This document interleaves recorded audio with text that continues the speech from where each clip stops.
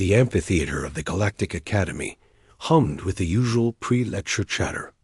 Students from dozens of species settled into their seats, their varied forms creating a tapestry of scales, fur, carapaces, and crystalline structures. Eva Martinez sat near the middle rows, her datapad balanced on her knee, while Oliver Chun leaned back in the seat beside her, arms crossed casually behind his head. "Another xenobiology lecture," Oliver muttered, stifling a yawn. "Wonder what terrifying death machine they'll show us today." Eva smirked. "Last week it was those acid-spitting Helian worms. Maybe today we'll see something that actually looks dangerous." The lights dimmed as Professor Calthun, a towering Vraxian with 6 eyes and iridescent chitinous plates, glided to the center stage. The holographic projector flickered to life, casting an eerie blue glow across the amphitheater. "Welcome, cadets." Calthun's translator rendered his clicking speech into standard galactic common. "Today, we examine one of the most lethal apex predators ever cataloged in our database. A creature so formidable that it has ended 3 separate colonization attempts. A beast responsible for the deaths of over 2,000 trained soldiers across 5 planetary systems." The hologram materialized, and gasps rippled through the audience. The creature stood roughly 2 meters tall at the shoulder, covered in thick brown fur. Its massive head featured powerful jaws, lined with formidable teeth, and its muscular body suggested raw, devastating power. Curved claws extended from enormous paws, each one capable of rending flesh and armor alike. "Behold," Professor Calthun announced gravely, "the Ursus terribilis maximus. Native to the death world Terra, this apex predator possesses strength capable of crushing owlet plating, speed that defies its massive frame, and an aggression that borders on suicidal fearlessness. It has no natural predators. It fears nothing. It kills for sustenance, for territory, and sometimes, our xenopsychologists believe, purely for dominance assertion." The hologram rotated, showing the creature rearing up on its hind legs, towering at nearly 3 meters tall. Several students recoiled. A Delphinian cadet's scales shifted to a pale, frightened hue. "This monster," the professor continued, manipulating the hologram to show a replay of combat footage, single-handedly destroyed a forward operating base on Terra's northern continent. 23 soldiers, armed with plasma rifles and wearing combat exoskeletons, were killed in under 4 minutes. The creature sustained 17 direct plasma hits and continued attacking until it finally succumbed to its injuries, but not before, breaching the command center and killing the colonel in command.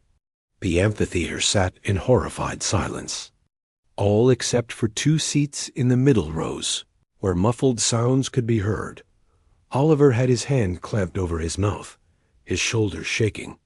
Beside him, Ava had buried her face in her hands, her entire body trembling. Professor Calthun's eyes swiveled toward them. "Cadets Martinez and Chun, do you find the deaths of galactic soldiers amusing?" Eva slowly raised her head, tears streaming down her face, but she was grinning. Oliver had given up trying to contain himself and was laughing openly, gasping for breath between bouts. "I'm sorry, Professor," Eva managed, wiping her eyes. "It's just ... That's a grizzly bear." The professor's translator took a moment to process. "Yes, cadet, Ursus terribilis maximus. We have just established this." "No, you don't understand," Oliver said, still chuckling. That's a bear. A regular grizzly bear from Earth.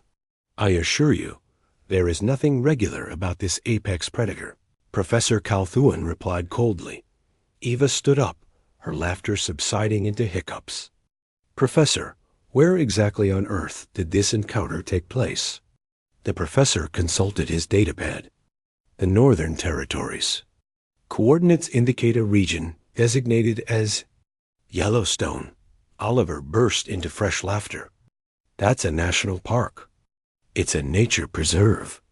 We have nature preserves too, Cadet Chun, a Volcran student interjected nervously. Ours don't contain creatures capable of destroying military installations. That's because you guys apparently tried to build a military base in a bear sanctuary, Eva said, incredulity overtaking her amusement. What did you think was going to happen? Professor Calthuan's chitinous plates shifted in what might have been confusion. You speak as if you are familiar with these creatures. Familiar? Oliver pulled out his personal device and began swiping through images. Professor, there are millions of videos of these things. Look, here's one getting into someone's trash can. Here's one scratching its back on a tree. Oh, here's a good one. Here's a guy in Alaska who has to chase them off his porch like 3 times a week. He projected the images into the shared display, overriding the lecture hologram.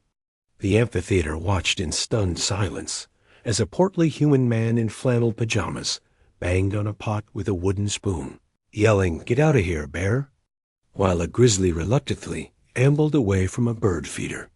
This cannot be, Professor Calthuan stammered.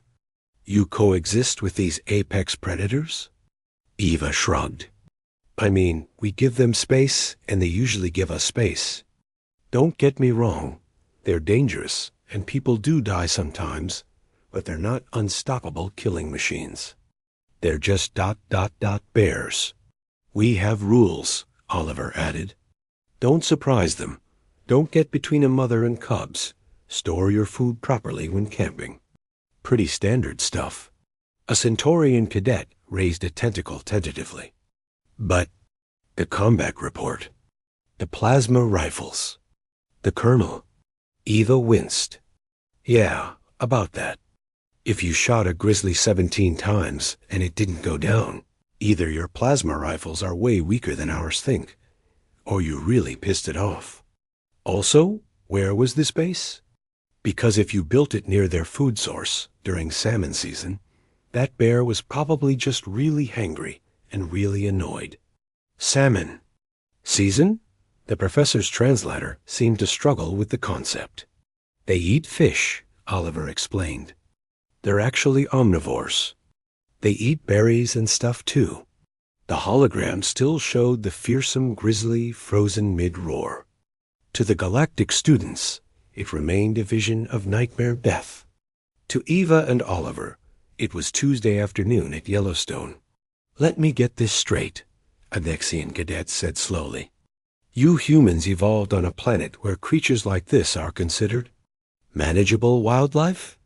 Well, when you put it that way, Eva said, yeah, I guess so.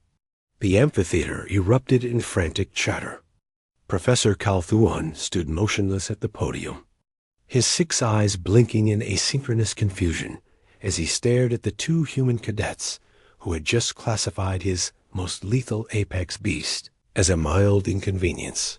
Oliver leaned toward Eva and whispered, should we tell them about polar bears? Let's not break them completely, Eva whispered back, grinning. Save something for next semester.